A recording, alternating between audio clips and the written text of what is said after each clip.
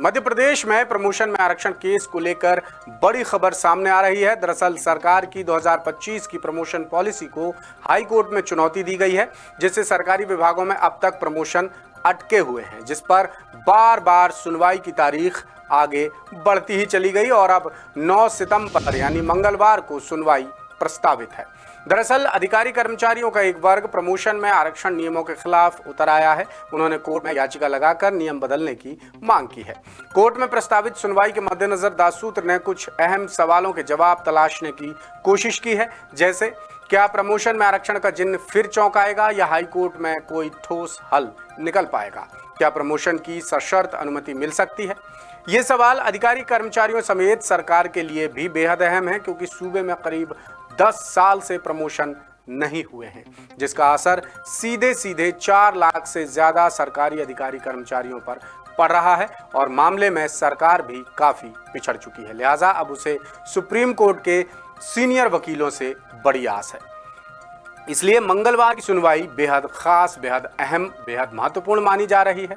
इधर एक बड़ा अपडेट ये भी है, जिसे एक ट्विस्ट भी माना जा रहा है, कि प्रमोशन में आरक्षण केस की सुनवाई से ऐन पहले सरकार ने याचिकाकर्ताओं की तरफ से मामले की पैरवी कर रहे एडवोकेट सुयश मोहन गुरु को डेप्यूटी सॉलिसिटर जनरल बना दिया है।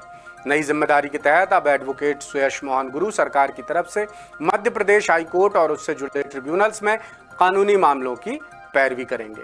अब वापस आते हैं प्रमोशन में आरक्षण केस पर, जो हाई कोर्ट में चल रही है और कल उस पर सुनवाई है।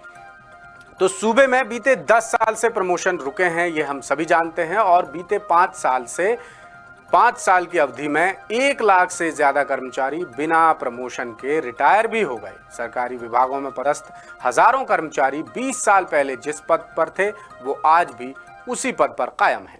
प्रमोशन ना मिलने से विभागों का कामकाज भी बुरी तरह प्रभावित हो रहा है, जिस वजह से कर्मचारी संगठन लगातार पाबंदी हटाने की मांग कर रहे थे। उनकी मांगों के मद्देनजर मुख्यमंत्री डॉक्टर मोहन यादव ने नए नियम तैयार कराकर लंबे समय बाद जैसे तैसे प्रमोशन का रास्ता खोला। प्रमोशन पॉलिसी 2025 बनाई, लेकिन सरकार प्रमोशन शुरू करती इससे पहले ही आरक्षण के आधार पर प्रमोशन के विरोध में कर्मचारियों का एक धड़ा याचिका लेकर हाईकोर्ट पहुंच गया और एक बार फिर प्रमोशन अटक गए।